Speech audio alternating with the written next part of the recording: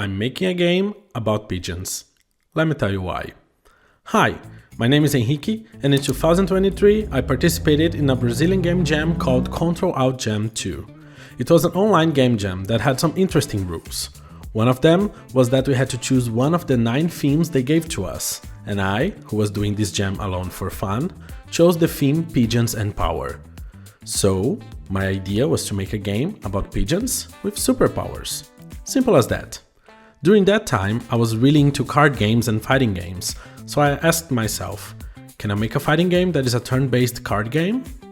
From that, I started to sketch and imagine how to translate concepts like moves, specials, combos, counters into an interesting card game. I imagined how the game would look like on the screen and also made a paper prototype to play with my brother. Another decision was to choose Brasilia as the background for the game. I'm not an artist myself, so taking the pictures of the geometric landmarks of my city and tracing over it was doable. At the end, I didn't send the game because I didn't have time to put on sound effects and music, so the idea went to my backlog and I went on to other projects.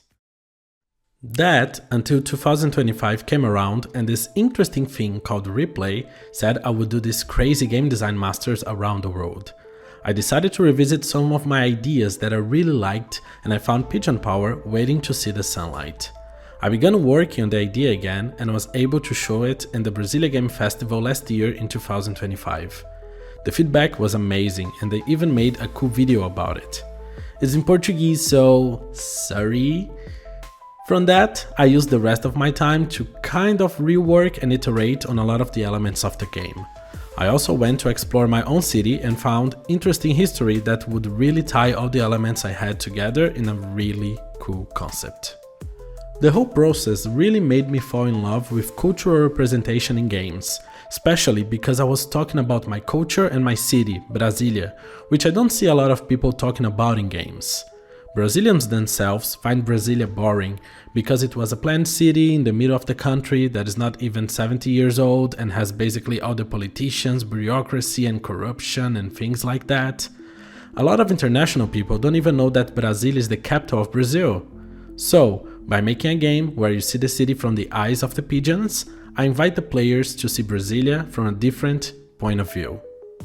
But what is the story of Pigeon Power? Well, there is a legend that under the center of the city there is a crystal quarry that is untouched because the president that built Brasilia, Juscelino Kubitschek, wanted that nobody knew about it or the construction of the city would be delayed. After the city was built, Eloá Quadros, the wife of another president, wanted pigeons in Brasilia so that the plazas could feel more European. They built a pigeon house known as Pombal in Portuguese and introduced pigeons that are now everywhere and are very common in our city. Pigeons, if you don't know, eat small rocks to help with digestion, and some of the pigeons in Brasilia ate small shards of this mysterious crystal that is under the city. That resulted in them having superpowers. Some of them, blinded by the possibility of having more power, are now looking for more of these crystals. Will these crystals end up in good wings or will it get out of control? This is the main plot of the game, that will also use this pursuit for power as a metaphor for the whole political power that Brasilia has and represents. While framing this project as my thesis in the Replay program, I'm now really curious in understanding more how to integrate cultural representation into mechanics and systems, in this case, of a roguelike deck builder, rather than only using culture as theming. I want to investigate the line between expressive meaning and mechanical depth in game design. Using a practice-based research framework, I want to focus on the cultural representation through gameplay elements, supported by ludonarrative cohesion as a design tool. A lot of designers, like Amabel Holland, argue that games can create arguments to convince or persuade using mechanics and mechanisms. Some deck builders do it in a very interesting way, like Griftlands, having a deck for discussions or verbal fights. In this game, a discussion is a battle that you can win with arguments.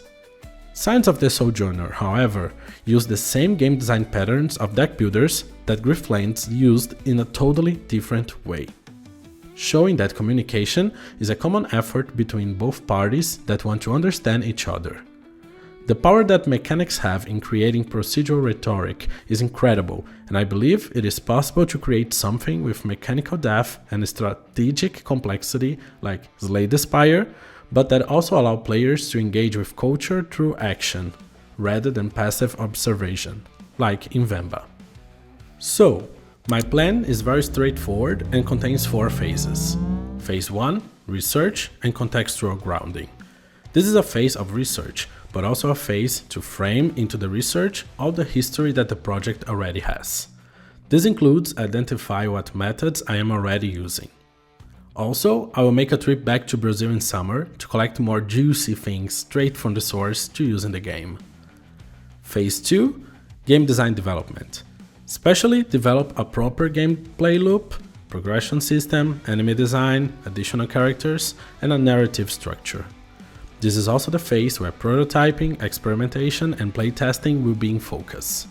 The idea is to make a lot of different playtest sessions. Phase 3, implementation. This phase is longer than the others because it will be the proper production and implementation of the vertical slice. Asset production will take time, especially visuals. Hopefully, the use of Godot and the programming part will be easier and allow the project some extra time on the most time-consuming activities. Phase 4, refinement. The final phase focuses on polishing the vertical slice and the written research. By the end, the goal is to have a polished vertical slice and a documentation of design decisions, challenges, and insights. Yeah, that's why I'm making a game about pigeons. Thank you for watching, and I hope my supervisor will want to hear me talking about pigeons for a whole year. That's it, bye!